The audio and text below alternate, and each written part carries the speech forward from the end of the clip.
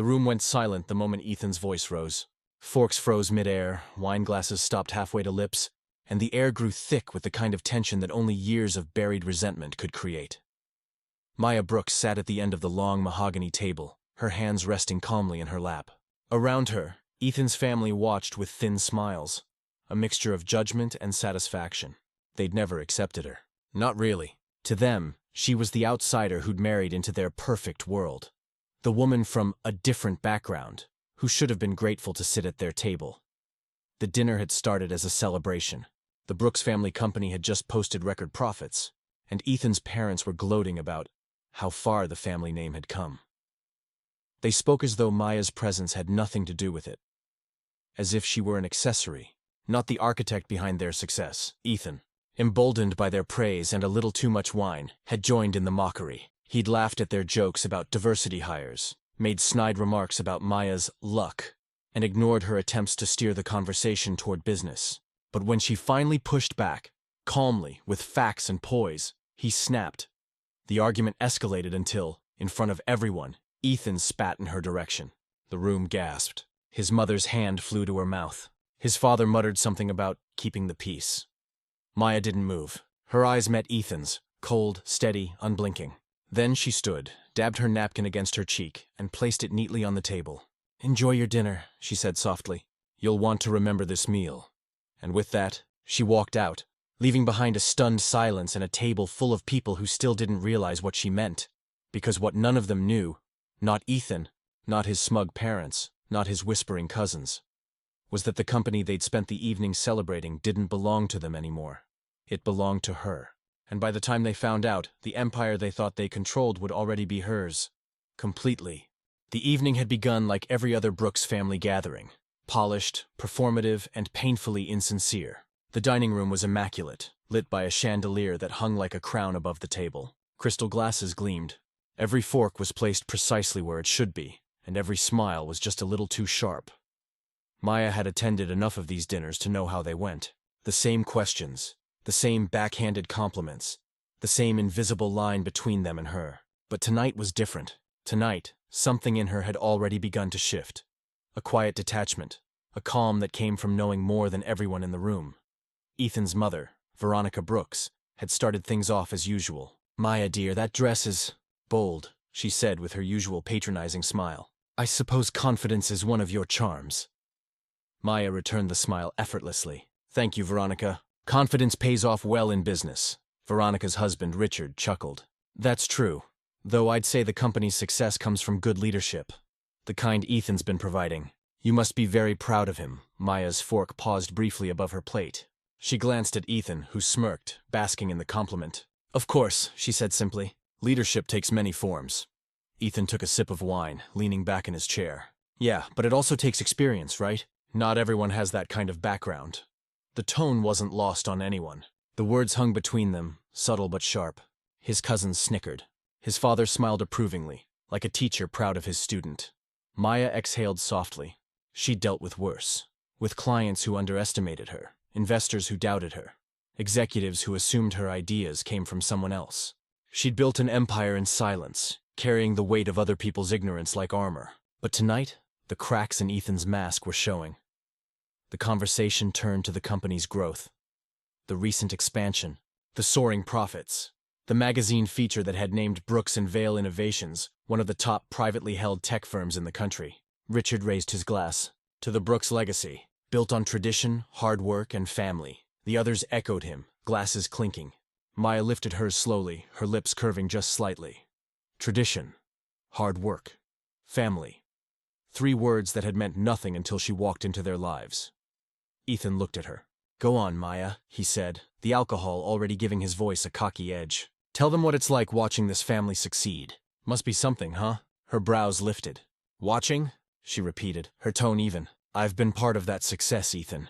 He chuckled, the kind of laugh meant to belittle, not amuse. "Oh, I know, sweetheart. You've been great with the PR side. You've got that charm. People love you." Veronica chimed in with a smile that didn't reach her eyes. "Yes, you're very articulate, dear.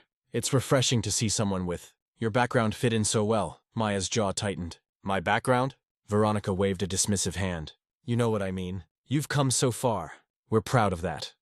The table laughed, softly, awkwardly, but no one defended her, not even Ethan. That was the moment she realized how far gone he really was. He wasn't just arrogant, he was small, a man inflated by the illusion of power, standing on foundations someone else had built. Actually, Maya said, setting her glass down, I've been thinking a lot about foundations lately.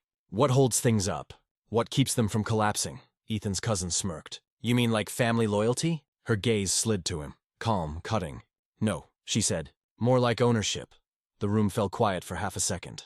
Then Ethan laughed. God, Maya, you're always so dramatic. Can't we just have one dinner without turning it into a TED Talk? Richard laughed with him, though his tone carried the weight of habit, not humor. Let's not ruin the evening with business talk, he said, but Ethan couldn't stop. You know what it is? You've been working too hard, babe. You forget who's really steering the ship. He raised his glass again, eyes gleaming with arrogance. To the man behind the magic, and the woman smart enough to marry him. Laughter followed. His parents, his cousins, even his sister, who gave Maya an apologetic shrug that didn't mean much. Maya looked down at her plate. She didn't cry. She didn't flinch. She just sat there in the center of their laughter, feeling the kind of calm that came right before a storm. Careful, Ethan, she said softly, her voice steady. One day, you might find out who's really steering. That should have been enough. That should have ended it. But Ethan, drunk on wine and ego, couldn't help himself. Yeah? And what would you do, Maya? Take over? He laughed again, meaner this time. Let's be honest. You wouldn't have a clue how to run this company without me. You're here because of me, and then he did it. In a moment so ugly it silenced even his family. Ethan spat, right at her. It wasn't a lot. Just a speck, a single act of contempt. But it carried years of unspoken resentment. The kind of disrespect that could never be undone. The sound that followed was pure silence. Not one person moved. Not one word came. Ethan froze too, the reality of what he'd done hitting him even through his drunken haze. His mother gasped. His father's hand tightened around his fork, but he said nothing. Maya reached for her napkin. Slowly, deliberately. She dabbed her cheek once, then folded the napkin neatly beside her plate. When she stood, her chair scraped lightly against the marble floor. A soft sound that somehow carried louder than Ethan's voice ever had. She looked at him for a long moment. Not with rage, but with something colder. Pity. Enjoy your dinner, she said quietly. You'll want to remember it. Then she turned and walked out, heels clicking against the floor, her spine straight, her head high. No one called after her. No one apologized. The only sound in that perfect, silent dining room was the faint clinking of silverware against untouched plates. Ethan tried to speak, something between an excuse and a stutter. But his voice failed him. For the first time, he realized he might have gone too far. What he didn't realize, not yet, was that the woman he'd just tried to humiliate wasn't the powerless wife his family saw. She was the architect of everything they owned, and by morning, that would become painfully clear. Maya didn't cry that night. She didn't yell or text or post a cryptic message online. Instead, she drove back to her penthouse overlooking the city and poured herself a glass of wine. The skyline glittered outside her window, a living reminder of every sacrifice she'd made, every deal she'd closed, every late night she'd spent building something from nothing. Ethan's spit was still fresh in her mind, but it didn't sting the way it should have. It wasn't shock that she felt. It was confirmation. Confirmation that she'd been right all along about him, about his family, about what power does to people who never had to earn it. She turned her phone off, opened her laptop, and signed into the secured corporate portal. One only she and the company's CFO had full access to. The login greeted her with her name at the top, Maya Brooks, majority shareholder, 90%. The words always made her smile, but that night, they hit differently. There was something poetic about the man who spat at her over a dinner table, never realizing that his entire family ate because of her. Years ago, Brooks and Vale Innovations had been a failing tech startup with a respected name and terrible management. Ethan's father had founded it, riding a wave of early success before poor decisions and outdated leadership nearly destroyed it.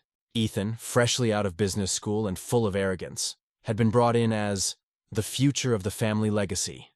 Instead, he nearly ran it into the ground. Then came Maya. Back then, she wasn't anyone's wife.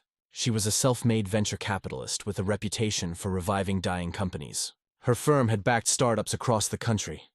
She was known for spotting potential where others saw failure. When she met Ethan at a charity gala, He was charming, ambitious, and utterly desperate for funding. He'd sold her the story of a revolutionary tech platform. But when she looked into the numbers, she saw the truth. The company was weeks away from bankruptcy. Still, she saw potential. Not in Ethan, but in the product. And perhaps she saw something in him too. The confidence, the drive, the hunger to be seen as more than his father's son. So she made an offer. She'd inject $10 million into the company to save it, but in return, she'd own 90% of its shares. Ethan, convinced that he'd find another investor, laughed at first. But when every door closed on him, he came crawling back. He signed the agreement, probably without even reading the fine print. To him, it was just paperwork. To her, it was the foundation of an empire. In the years that followed, the company flourished under her quiet direction. Maya became the unseen force behind its rise, restructuring departments, recruiting top talent, negotiating deals that turned small wins into massive profits. She didn't take credit publicly. She let Ethan's name shine because it suited her. Let him play CEO. Let his family think he was the golden boy. She was building something much bigger. Not just a business, but a legacy that didn't depend on their approval. And she had succeeded. The irony was that Ethan's family had no idea who they truly worked for. They thought of her as a supportive wife with a keen mind, not the person whose name was on every major decision. Maya didn't flaunt her power. She used it. Quietly. Strategically. Until that dinner. She took a sip of wine and leaned back in her chair. Her mind was already in motion, a calm, calculated storm.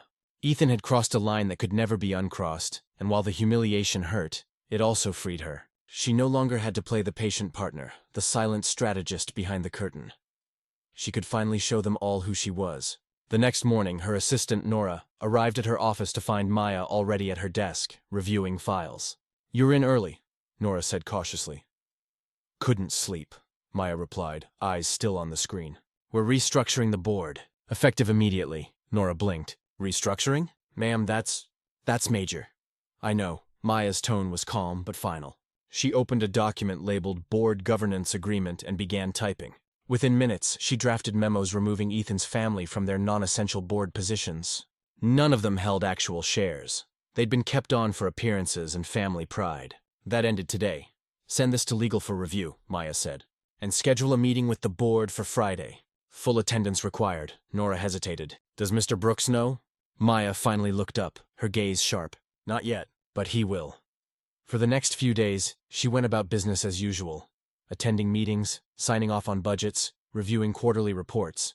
On the surface, nothing seemed different. But behind the scenes, she was setting the stage for something monumental. Ethan, meanwhile, was oblivious. He spent the week parading around the office, bragging about the big dinner and how everything was under control. He had no idea the ground beneath him was already cracking. On Thursday night, he tried to act normal at home, though the tension was palpable.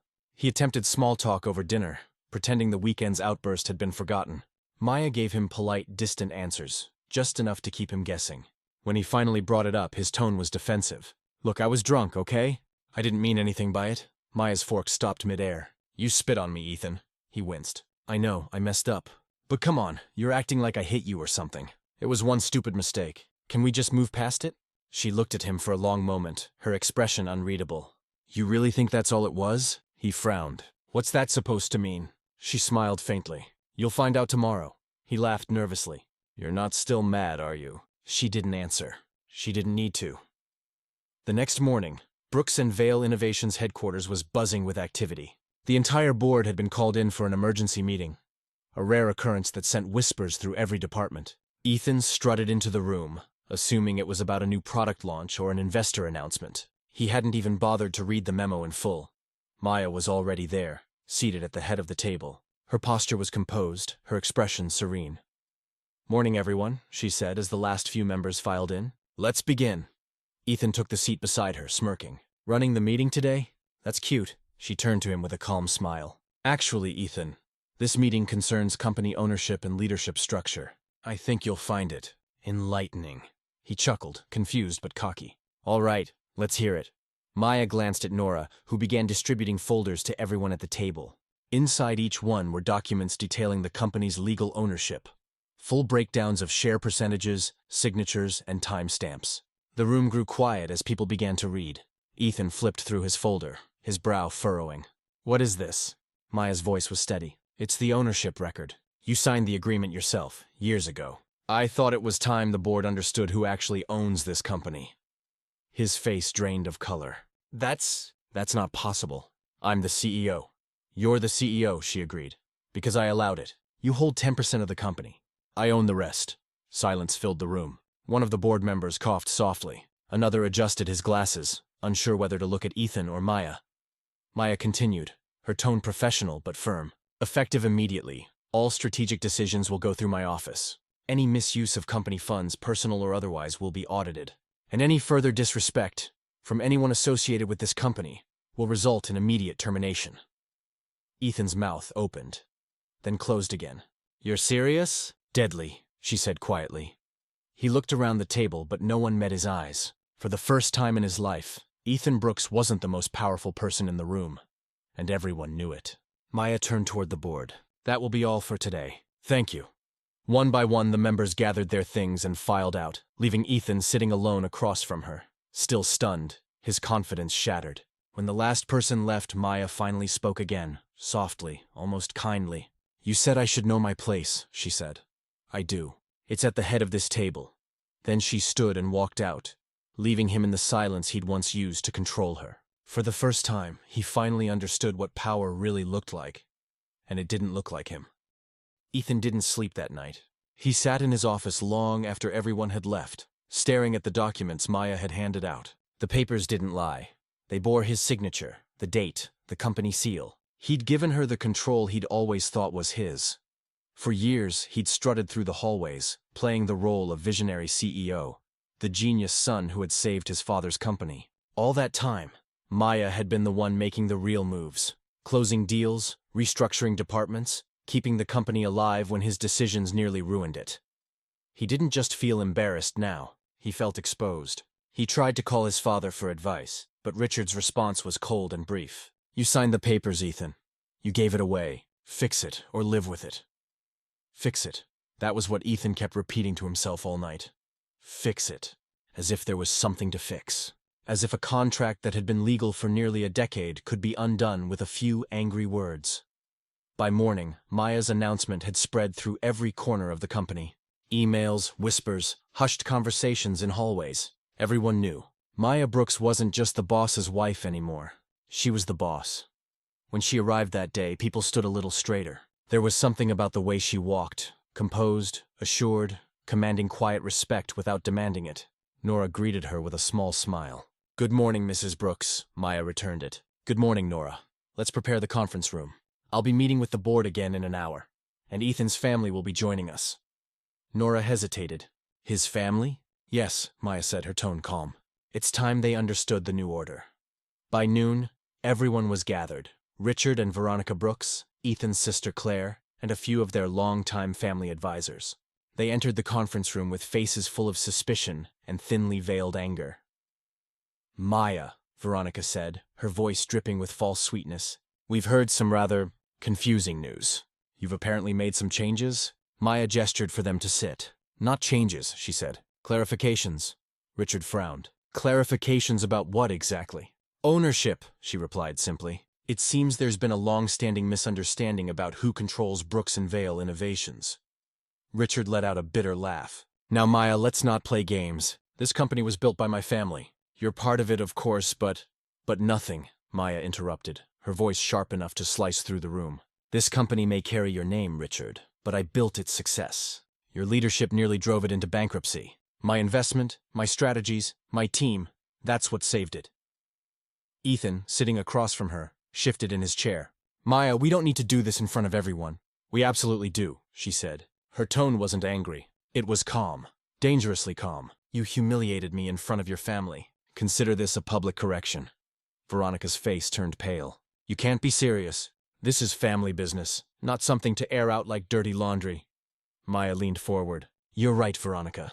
This is family business. And since I own the business, it's time the family understood where they stand. She nodded to Nora, who handed each of them a folder. The same kind that had left Ethan speechless the day before. Inside were copies of the company's legal filings, signed and verified. Veronica's trembling hands flipped through the papers. This can't be right, she whispered. It's been right for 10 years, Maya replied. Ethan signed it. Richard approved it. You all benefited from it. You just never bothered to read what you were signing. Richard's face went red. You tricked us. No, Maya said evenly. I saved you. You were drowning and I threw you a rope. You were just too arrogant to notice who was holding it. Ethan finally stood, trying to regain some control. Enough of this, he snapped. You've made your point. You own the company on paper, but that doesn't mean you can just take over everything. The board won't back you. The board, Maya said quietly, already has. The words hung in the air like a thunderclap. She opened a folder in front of her and slid it across the table toward him. Every member has voted in favor of restructuring, effective immediately. I'll be assuming the role of CEO. You'll retain your position in name only until we finalize the transition. Ethan looked at the document, then at her. You can't do this. She met his gaze. I already have. Veronica's voice broke. You're tearing this family apart. Maya's expression softened slightly. No. This family tore itself apart the moment it decided I wasn't one of you. You wanted a trophy, not a partner. You got used to the idea that I needed you. But the truth is, I never did. The silence that followed was heavy. Richard's shoulders slumped. Veronica's lips pressed into a thin line. Ethan looked as though the ground had disappeared beneath him. Maya stood, smoothing her blazer. I'll have HR coordinate with you on your exits from any company-related positions. You'll receive generous severance packages. Consider it my final act of kindness. Ethan's jaw clenched. So that's it? You're just cutting us out? She paused at the door, then turned back to him. You cut me out a long time ago, Ethan. I'm just returning the favor. Then she left the room. That evening, the news broke. The official press release was simple and professional. Brooks & Vale Innovations announces leadership transition. Founder Maya Brooks assumes role of CEO following restructuring. Within hours, headlines spread across business outlets. Investors celebrated the move, analysts praised the company's stability, and industry insiders called it a long-overdue acknowledgement of the woman behind the empire. Meanwhile, Ethan's phone lit up with calls from reporters, friends, and business partners, all wanting to know how he'd let this happen. He didn't answer any of them. He finally drove home late that night, only to find Maya's things gone. The closet was empty. Her desk was bare. On the kitchen counter sat a single envelope with his name on it. He opened it with shaking hands. Inside was a short letter, handwritten, elegant, final. Ethan, you once told me that power was about control. You were wrong. Power is about choice, and I choose peace. I'll be finalizing the divorce quietly. You'll be taken care of financially, but you'll never again mistake my silence for weakness. From Maya, Ethan sank into the nearest chair, the letter trembling in his hands. For the first time in his life, he realized that he had never really known his wife. The woman who had smiled through his arrogance, endured his cruelty, and still built something extraordinary. Maya Brooks hadn't destroyed his world. She'd simply reclaimed what was already hers. And from that day forward, everyone, including Ethan's proud family, knew exactly who she was. Weeks passed, and life inside Brooks & Vale Innovations shifted quietly but unmistakably. Where there had once been chatter about Ethan's bold ideas and his family's legacy, there was now a different kind of reverence, a respect earned, not inherited. Employees began to see what had been true all along. Maya wasn't just the woman behind the company. She was its backbone. Her leadership style was firm yet empathetic, her decisions decisive yet fair. The atmosphere changed under her direction, from less ego to more purpose. People no longer walked on eggshells, waiting for Ethan's moods or his family's meddling. They worked with renewed focus, inspired by the woman who had silently carried the company for years. Maya didn't gloat. She didn't issue statements, post on social media, or seek validation. The press called her the woman who took back her power, but she saw it differently. She hadn't taken anything. She'd simply stopped letting others hold it for her. Meanwhile, Ethan's world grew smaller by the day. After his removal as acting CEO, he tried to secure roles in other firms, but every interview ended the same way. Polite smiles, short emails, closed doors.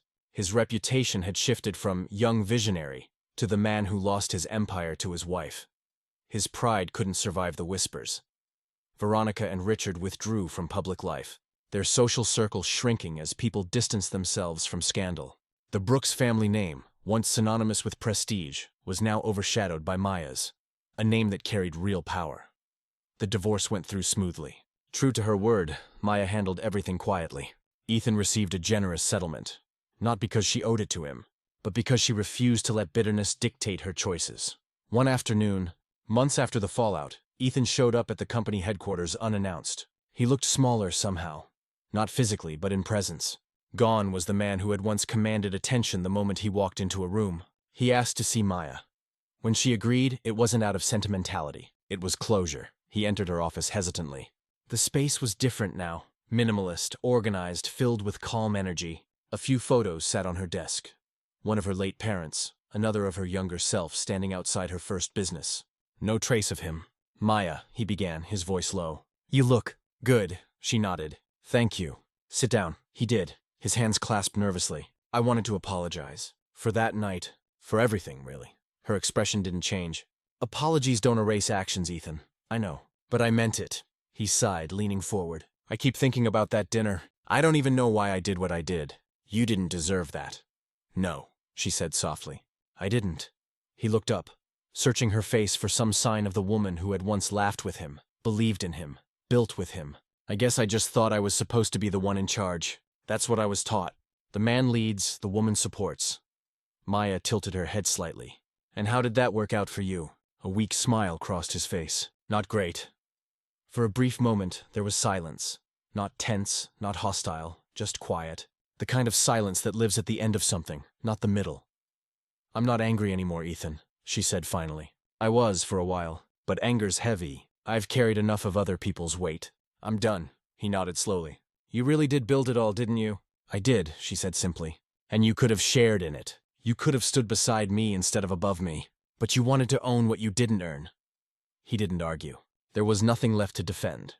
Maya stood, signaling the end of their conversation. "I wish you well," she said. "Truly, but don't mistake my kindness for an open door." He rose too, hesitating. "For what it's worth. I'm proud of you."